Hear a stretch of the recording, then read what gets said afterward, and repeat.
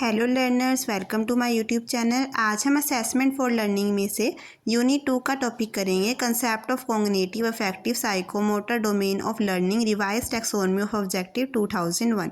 Friends, जो आपको screen पर टॉपिक्स दिख रहे हैं यूनिट 1, यूनिट 2, यूनिट 3, यूनिट 4 के, ये टॉपिक्स मैं आपको यूट्यूब पर भी समझाऊंगी और आप इनके नोट्स व्हाट्सएप से भी परचेज कर सकते हैं।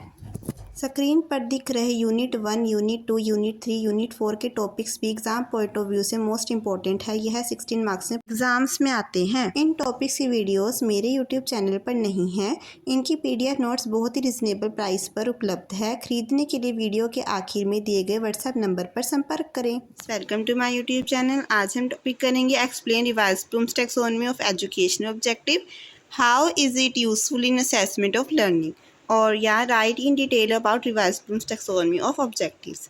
फ्रेंड्स, अगर आप इसे बुक में देखते हैं तो इसकी बहुत ही लेंथी लैंग्वेज है जो आपको एक बार पढ़ने से समझ नहीं आएगी, और ना ही आपको कोई किसी यूट्यूब चैनल पर बताएगा कि आपको इसको इजी लैंग्वेज में कैसे लिखना है। और ये जो टॉपिक है ये मोस्ट इम्पॉर्टेंट एग्ज़ाम्स के लिए। तो आज हम आपको अपने नोट्स, हैंड रिटन नोट्स समझाएंगे, उसी से ही आपको ये जो टॉपिक है वो अच्छे से बहुत क्लियर हो पाएगा। ये जो टॉपिक हमने समझाया है वो आपको डायग्रामेटिकली और एग्जांपल्स यूज़ किए गए हैं और फ्लो चार्ट्स भी यूज़ किए गए हैं, जिससे आपको बहुत ही ईजिली जो है लर्न हो जाए। ओनली अगर आप इसे रीड भी करेंगे 5 to 10 मिनट्स आपको तभी ये लर्न हो जाएगा। इतनी ईजी लैंग्वेज हमने इसमें यूज़ करी है। तो चलिए बिना देर करे हम स्टार्ट करते हैं। सबसे पहले है introduction of Bloom's taxonomy of educational objectives. तो टैक्सोनॉमी जो है ये एजुकेशनल ऑब्जेक्टिव्स की, ये जो है वो बेंजामिन ब्लूम्स ने जो है वो क्रिएट की थी और उसकी टीम, ठीक है, कोलैबोरेशन में की थी उन्होंने, इंक्लूडिंग मैक्स इंग्लिहेट और डेविड क्रोथहोल और Edward first and Walter hill.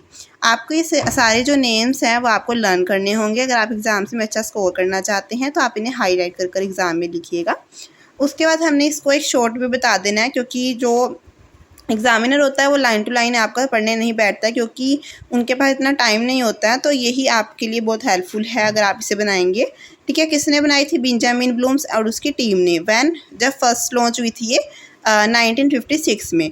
Update कब हुई थी? 2001 में। और where use in all levels of education from school to colleges. ठीक है, तो इन्होंने सभी इसमें इंक्लूड किए हैं।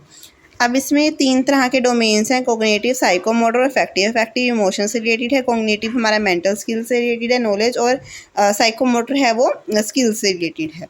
इसमें तीनों डोमेन्स का फिर आपने थोड़ा थोड़ा वन लाइन में बता देना है कि focus on developing intellectual abilities cognitive है, अफेक्टिव में growth in feeling and values, ठीक है, और साइकोमोटर में जो है फिजिकल मूवमेंट और कोऑर्डिनेशन।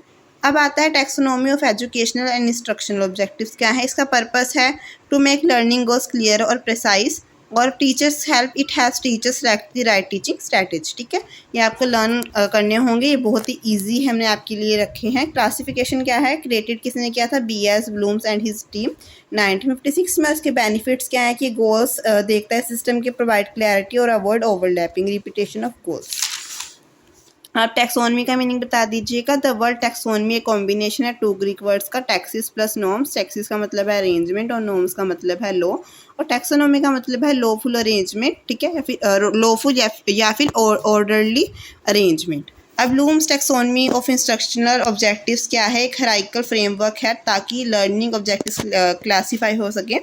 3 तरह के डोमेन है, कॉग्निटिव, अफेक्टिव और साइकोमोटर, जो हमने पहले भी बताए थे ओनली वन लाइन में। अब हम बताएंगे कि ये किस ईयर में हुए थे, 1956, 1964, और जो साइकोमोटर है वो 72-75। इनके ऑथर्स बता देने हैं, ठीक है, ये सारे हमने ऑथर्स लिखे हैं, आप इन्हें राइट कर लीजिएगा और आपको ये लर्न करने हैं। नेक्स्ट है बेसिस ऑफ ब्लूम्स टैक्सोनॉमी। ठीक है, ये 4 तरह के बेसिस हैं इसमें, ठीक है, इन पर बेस्ड है। एजुकेशनल बेस है, एजुकेशन को देखते हुए ये बनाई गई है। लॉजिकल है, ठीक है, लॉजिक को देख के। साइकोलॉजिकल है, ठीक है, ये student mind and their learning needs पर जो है वो बेस्ड करती है। Cumulative base, it is based on step by step order where levels build on each other. ठीक है, ये स्टेप बाय स्टेप चलती है, तो ये क्यूमुलेटिव है नेचर में। ठीक है, ये मेन है इसमें क्यूमुलेटिव वाला।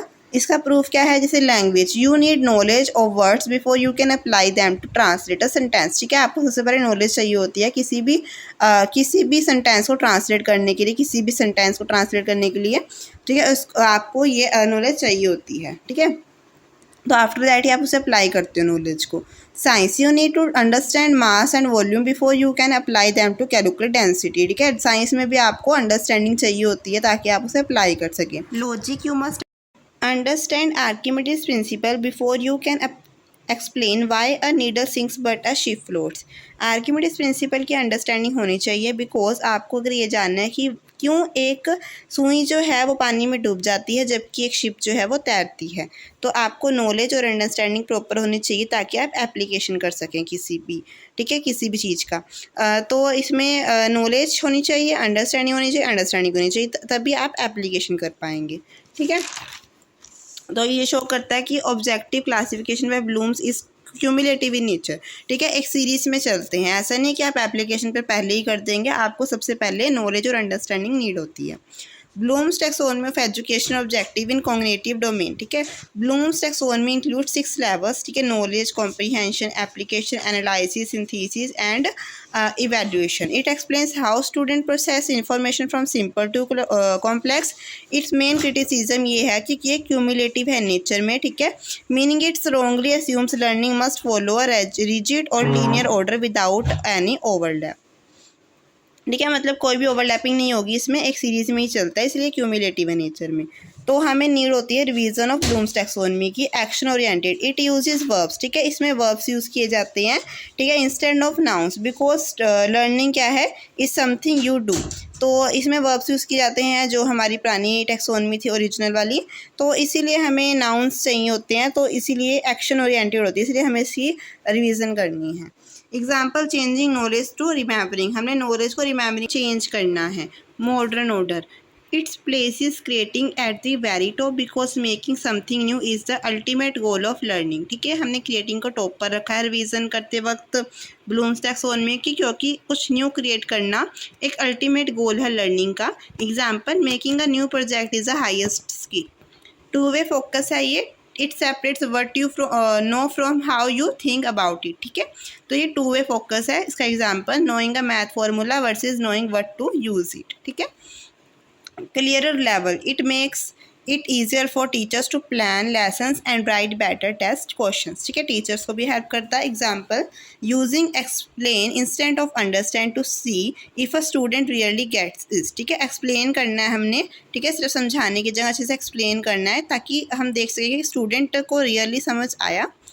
उसके बाद है द रिवाइज्ड ब्लूम्स टैक्सोनॉमी। ठीक है, अब आते हैं हम मेन जो हमारा इसमें 16 मार्क्स का क्वेश्चन है, मतलब यहीं से वैसे तो आगे हमने ये बताया अब तक कि ब्लूम्स टैक्सोनॉमी क्या है और इसमें रिवीजन की नीड क्यों है, क्योंकि वो क्यूमुलेटिव है नेचर में, जो फर्स्ट हमने ओरिजिनल वाली की थी, पर अब इसको रिवाइज करा है हमने। ठीक है, इसकी नीड जानने के बाद ब्लूम्स रिवाइज्ड टैक्सोनॉमी एक फ्रेमवर्क है use to classify different levels of human cognition from basic memorization to complex critical thinking. ठीक है, ये अपडेटेड हुआ है 2001 में। इसमें एक्टिव लर्निंग पर ही ज़्यादा फोकस करता है।